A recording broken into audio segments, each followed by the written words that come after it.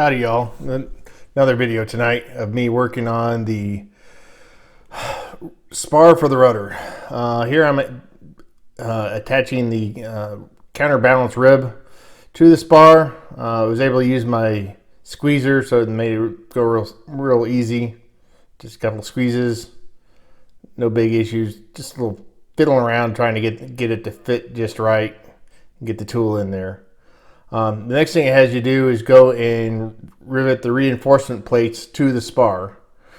So in order to do that, what I found here was I could not get the squeezer to fit. I tried a couple of different dies, a couple of different methods, and I just can't get the squeezer in there. Because the squeezer is really nice, you can go really fast if you get everything set up right. But it just, that flange is just too wide and gets in the way. So I decided I'm going to have to use my rivet gun and bucking bar.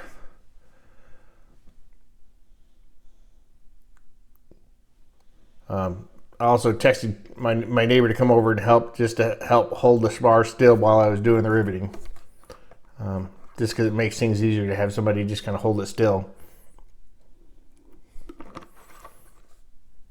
So I go through and just continue riveting on the reinforcement plate and rescuing the dog every now and then. And here we're trying to figure out where the next 12 rivets go, because it just says 12 rivets and doesn't really say where the 12 rivets go. So we finally figure out where the 12 rivets go and how it all works. That they go where the nut plates don't go on the first two reinforcement plates. So go through, rivet everything except for the nut plates, because the nut plate rivets are a little bit longer, which makes sense since you're triple stacked.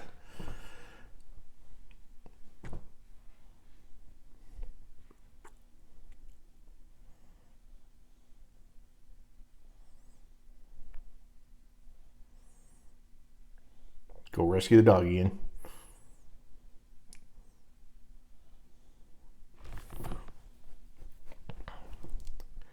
And then here we start looking at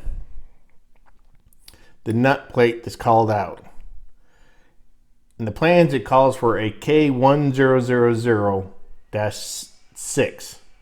And what I had grabbed here was a -06, which is different from a -6. So being the engineer I am, I'm like, what is going on here? Because the -06 is a 3/32 hole, and that clearly wasn't going to fit my rivet. So here I'm going on the forums, seeing if there's any gotchas around this, if I'm missing something, because at this point I just didn't realize there was a difference between a -6 and a -06. All right, figured out there's a -6, but it's on back order, so I can't rivet that. So we decided to move on to the lower section.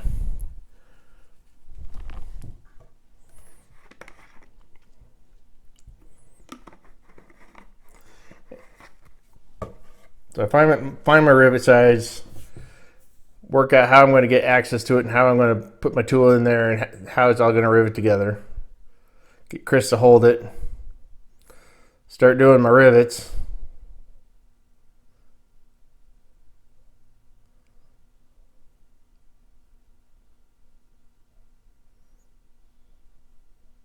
The second rivet in there, it's all good.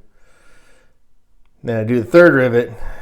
Measure it, check it, and I'm not happy with it. So that means, well, darn it, got to remove the rivet. Get all my tools for removing the rivet. Actually, it went pretty smooth. Drill down in there after I counterpunched it. Pop the head off. Rivet came right out. Not a big issue.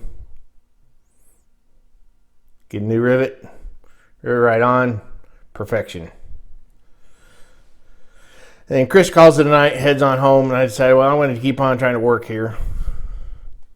So go get my next set of rivets. Trying to find it. See which sub kit it's in.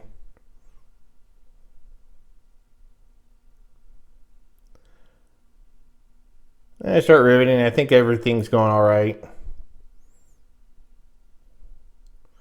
But without Chris holding there, the spar was a little bit crooked, and so I ended up marring the